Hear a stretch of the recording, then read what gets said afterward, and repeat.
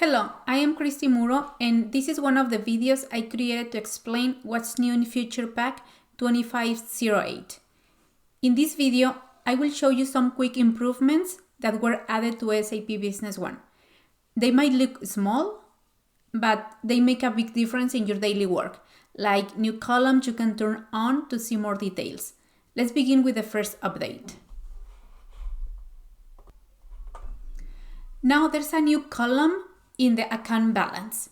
To show you that, I'm going to go to Financials, Chart of Accounts, and for example, I'm going to open the accounts receivable. And I'm going to click on the balance. And from here, I'm going to go to Form Settings.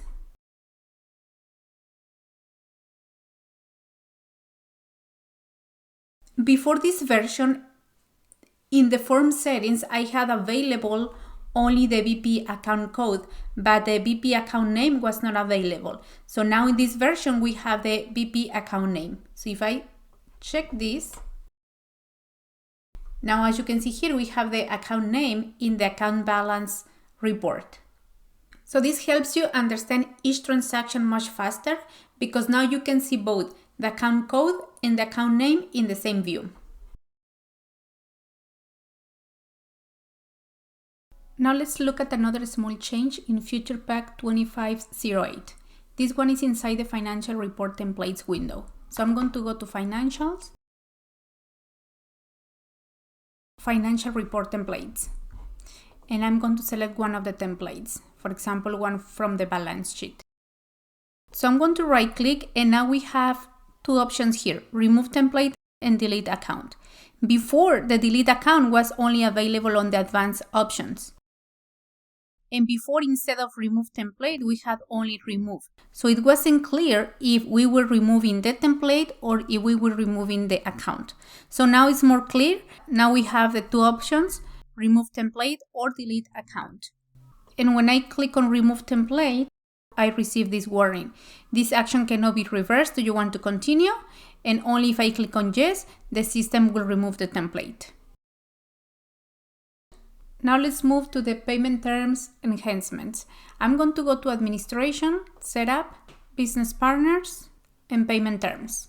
Before this option, in the Start From, I had only three options, Month End, Half Month, and Month Start. And now we have the option Select the Date.